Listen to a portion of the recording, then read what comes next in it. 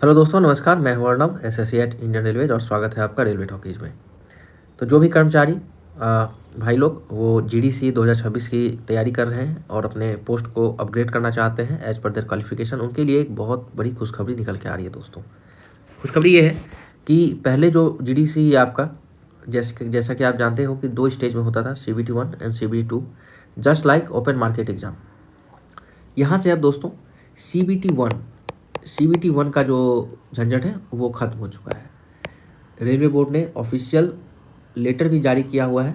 हाल ही में 23 तारीख को ये लेटर जारी किया गया है, जिसमें कि आपके examination pattern as well as syllabus को लेकर कुछ इंपॉर्टेंट अपडेट्स दिए गए हैं, जो कि मैं इसी वीडियो में आगे डिस्कस करूंगा आपके साथ along with the official letter. Training test CBT 1 वो अब नहीं होगा। आपको एक ही एग्ज़ाम देना है जिसका कि पैटर्न पूरी तरह से बेस्ड होगा आपका जो ओपन मार्केट का CBT 2 एग्ज़ाम होता है। जैसे कि मान लो जेई में आप एग्ज़ाम देना चाहते हो, तो अब आपको सीधे ही 50 नंबर का नॉन टेक और 100 नंबर्स का टेक वाला जो सिलेबस होता था आपका 150 क्वेश्चन का एग्ज़ाम जो होता है CBT 2 में, वही आपका सिंगल स्टेज एग्ज़ाम में लिया जाएगा GDCE में। तो दोस्तों चलिए डिटेल में डिस्कस करते हैं along with the official letter. तो दोस्तों ये आप देख सकते हैं, ये 23/3/2026 का लेटर है जो कि बोर्ड ने जारी किया है। Departmental GDC for the filling up of 25% direct recruitment quota, इसके लिए यहाँ पे clarification on examination pattern and syllabus.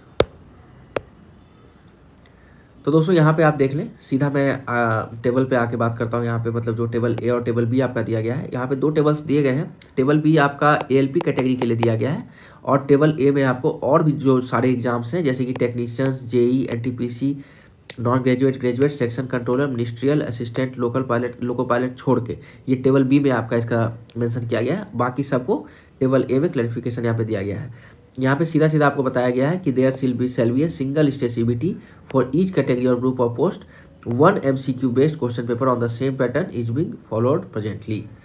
ये सब के लिए। अच्छा, इसके बाद ये भी पूछा गया है कि modality for grouping of Jones. अभी तक दोस्तों जोन वाइज ही GDC हो रही है। GDC में जोन्स को ग्रुप अभी नहीं किया गया है। जिस जोन से हो आप वहीं भर सकते हो और किसी जोन में भी आपको भरने का मौका नहीं मिलेगा। However, the ECA may resort to grouping of different zones for different stages of examination for its operational requirements। मतलब कि एग्ज़ाम लेने के क्रम में हो सकता है आपका सेंटर देने के क्रम में हो सकता है अलग जोन में सेंटर पड़ सकता है, मगर जो भी वैकेंसीज है उसका अभी ग्रुपिंग नहीं किया गया है जोन वाइज। कैलेंडर का बात किया गया है, तो यहाँ पे भी रेलवे ने जवाब दिया है कि सिलेक्शन कैलेंडर जो है आपका वो पब्लिश रेगुलरली होगा, जिस कवर्स GDC एज वेल। मतलब कि GDC का भी इसमें वैकेंसी इंडेंट जो होगा वो आपको दिखाया जाएगा। आगे बात करते हैं दोस्तों, syllabus and examination pattern of GDC यहाँ पे with compare to the direct recruitment. The syllabus and examination pattern is same as prescribed by RRB for the direct recruitment except ALP category for which revised examination pattern is being given below. Implementation of present GDC scheme. No change in the existing framework of instruction for conduct of GDC is required.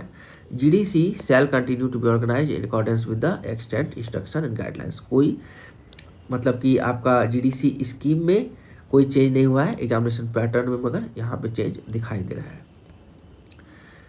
The following examination structure shall be adopted for GDC in the ALP category. यहाँ पे एक paper होगा आपका, type of question paper MCQ type का रहेगा, 100 multiple choice questions रहेंगे, 120 minute आपको मिलेगा। 1/3 आपका निगेटिव मार्किंग सिस्टम है, जिसमें क्या क्या पूछा जाएगा। ट्रेड स्पेसिफिक आपका 25% क्वेश्चन रहेगा, basic science engineering 25%, mathematics 25%, general intelligence reasoning 25%।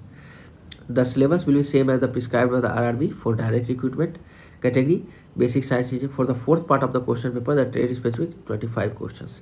मतलब ट्रेड स्पेसिफिक मान लो या mathematics, general reasoning, basic science, जिसका भी सिलेबस जो है वो आपको ओपन मार्केट का जो एग्जाम होता है उसी के ऐसा होगा, उसमें कोई चेंज नहीं है।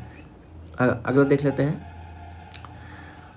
Common topics of the syllabus as prescribed in the director general of training under MSD। ये आपको पता है, ALP में जो भी आपका ITI ट्रेड का होता है सिलेबस, उस हिसाब से ही लिया जाएगा exam. Difficulty matrix as per the direct recruitment का जो है सेम रहेगा। Criteria to qualify, direct recruitment का जो क्राइटेरिया है, मेडिकल मान लो, CBAT मान लो, सेम रहेगा। CBAT भी यहाँ पे सेम ही पैटर्न से होगा आपका। अच्छा, the instruction for conducting of GDC through CBT या TBT is through designated ECA in the prescribed manner here is shell come into force with immediate effect. मतलब एग्जामिनेशन कंडक्टिंग एजेंसी जो आपका CBT के through ही, CBT मतलब computer based test है दोस्तों, और TBT का मतलब टैबलेट बेस्ड टेस्ट है। बहुत सारी जगह पे टैबलेट पे आपको एग्जाम देने को मिलेगा। यहाँ पे ये इमीडिएट इफेक्ट से लागू हो गया है, आपका एग्जाम इसी तरीके से कराया जाएगा। अच्छा, on the issue of pending GDC, including GDC for LP category, which have already been notified but not yet finalized, CBT are held, but rest of the stages remains to be completed. Panels are not formed yet. In such cases, the railways may decide to continue existing pending GDC, but in such cases where CBT have not been held, the railways may decide to hold GDC afresh. मतलब जहाँ भी GDC हो गया, result नहीं आया है, उसका result आएगा, मगर जहाँ भी GDC का नोटिफिकेशन आया, GDC हुआ ही नहीं है, वहाँ पे नई तरीके से GDC लिया जाएगा, मतलब कि CBT और TBT मोड में। तो ये रहा दोस्तों, यही सारा अपडेट था जो कि मैं आपके साथ यहाँ पे शेयर करने के लिए आज वीडियो बनाया था।